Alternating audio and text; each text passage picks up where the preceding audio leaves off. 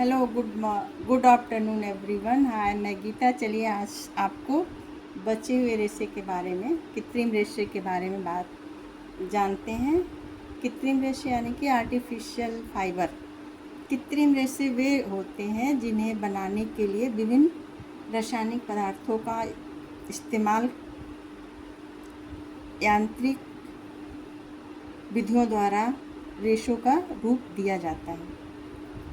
कृत्रिम रेशे प्राकृतिक रेशों की अपेक्षा अधिक टिकाऊ, मजबूत एवं आसानी से धुलने योग्य होते हैं। कृत्रिम रेशे दो प्रकार के होते हैं। पहला है मानवकृत रेशे, मैन मेड फाइबर। मानवकृत रेशे को क्या बोलते हैं? Man made fibre. मानवकृत रेशों का निर्माण प्राकृतिक सामग्री जैसे पेड़ के तने से प्राप्त लुगदी मीन्स पल्म, कपास के तिनके, कॉटन लिंटर्स, बांस की लुगदी आदि का इस्तेमाल करके होता है। सूत के निर्माण के लिए इन्हें विभिन्न रासायनिक क्रियाओं से गुजार कर घोल बनाया जाता है। फिर इस रासायनिक घोल को अत्यंत सूक्ष्म बारीक छिद्रों, जिन्हें स्पिनिरेट कहते हैं, से निकाला जाता है। इन्हें कृत्रिम विधि से सुखाकर वांछित लंबाई के महीन धागों का निर्माण किया जाता है। इन रेशों का सामूहिक नाम रेयान होता है, जिनका अर्थ है सूर्य की किरणों को परावर्तित करना। यह धागे अत्यंत मुलायम, चमकदार, देखने में रेशम के समान होते हैं, इसलिए इन्हें कृत्रिम रेशम, आर्टिफिशियल सिल्क कहा जाता है। रेयान का निर्माण प्रक्रिया निम्न प्रकार कारण 3 वर्गों में विभाजित किया जाता है। पहला है नाइट्रोसेल्यूलोज। इस रेयान का निर्माण सबसे पहले हुआ था। इसके लिए कपास का प्रयोग किया गया था, परंतु इसकी खर्चीली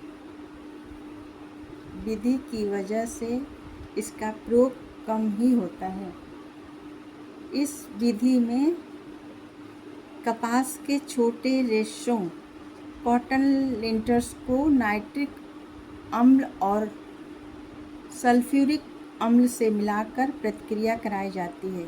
इसके बाद इसे ईथर या अल्कोहल में घोला जाता है, जिसे गाढ़ा कोलोडियन घोल तैयार हो जाता है।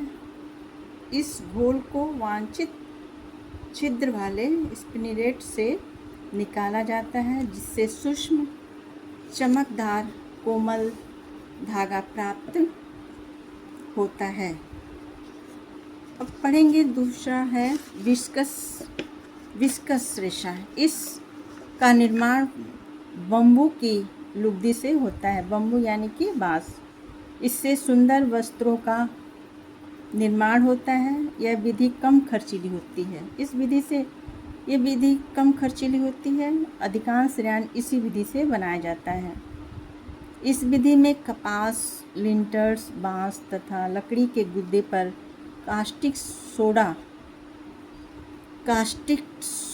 सोडा की प्रतिक्रिया कराई जाती है, जिससे क्षारीय सेलुलोज, अल्कलाइन सेलुलोज बनता है। विभिन्न रासायनिक क्रियाओं के बाद घोल को स्पिनिरेट के छिद्रों से निकाला जाता है, जिससे अविरल धागा प्राप्त होता है। अब तीसरा पढ़ेंगे, कुप्रामोनियम। इसे बनाने के लिए रुई या कपास का लिंटर्स तथा लकड़ी की लुगदी का प्रयोग होता है। इस विधि में रुई की पट्टियाँ व लकड़ी की लुगदी पल्म को कास्टिक सोडा और सोडा ऐश के साथ उबाला जाता है। इसके बाद क्लोरीन से ब्लीच करा के सुखाने के लिए छोड़ दिया जाता है।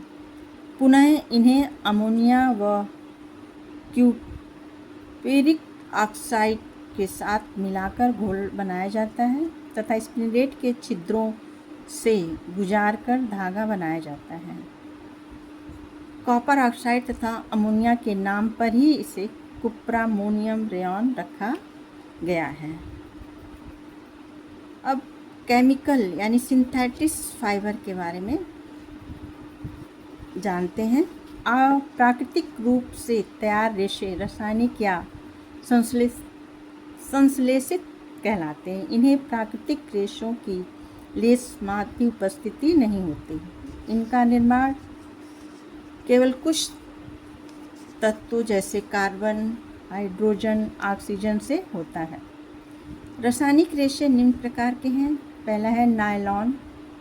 नायलॉन एक बहुलक रेशा पॉलीमर फाइबर है। यह पॉलीमाइड से बनता है। यह रेशे गोल, सूक्ष्म, चिकने एवं अर्धपारदर्शी होते हैं। नायलॉन कोलतार से प्राप्त डाइवेसिक अम्ल एवं एडिपिक अम्ल तथा हेक्सामिथिलीन के मिश्रण से बनाया जाता है। अब जानेंगे डेक्रोन के बारे में। डेक्रोन पॉलिएस्टर से बनते हैं। रेशे गोल, चिकने, चमकदार होते हैं। यह नायलॉन की तरह ही पिघलाकर बनाए जाते हैं। इनमें नमी अवशोषकता अत्यंत कम होती है, फलत ये आसानी से धोए एवं सुखाए जाते हैं। गर्मी में यह वस्त्र आरामदायक नहीं होते क्योंकि ये पसीना नहीं सोखते, इसलिए हम लोग इसको गर्मियों में इस वस्त्र का प्रयोग नहीं करते हैं। अब है जानेंगे टेरिलीन, ऑर्लॉन और एक्रिलीन। यह तीनों एक्रिलीन रेशे हैं। इनमें सॉटिन जैसी चमक होती है। चौथा है सारन। इसके रेशे विनाइलडोन क्लोराइड से बनाए जाते हैं। डायनिल, इसके रेशे एक्रिलीन तथा विनाइल क्लोराइड से बनते हैं। इनसे बने वस्त्र झुर्रीदार होते हैं। फाइबर ग्लास, यह शीशे से बने अद्वितीय रेशे हैं। कांच को पिघलाकर स्पिनरेट के महीन छिद्रों से गुजारा जाता है, जिससे महीन तार बनते हैं, जिन पर विभिन्न रासायनिक क्रियाएं करके धागे बनाए जाते हैं। रेशे अज्वलनशील होते हैं। इनसे अग्नि अवरोधक परिधान, पर्दे, डाक थैले बनाए जाते हैं। अब इस चैप्टर से हम पढ़ेंगे कुछ चुनिंदा क्वेश्चन। पहला है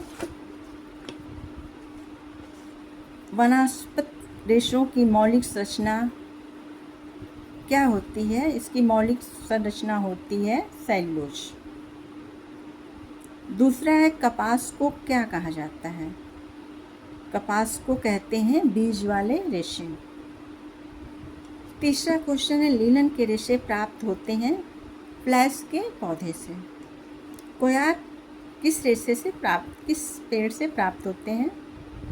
कोयार नारियल की छाल से प्राप्त किया जाता है। पांचवा है पिना प्राप्त किया जाता है अनानास की पत्तियों से। जूट का सर्वाधिक उत्पादन किस देश में होता है? तो कहाँ होता है? बांग्लादेश में। एस्बेस्टस के रेशे पाए जाते हैं चट्टानों से। ये हमारा इस चैप्टर से चुनिंदा क्वेश्चन रहा।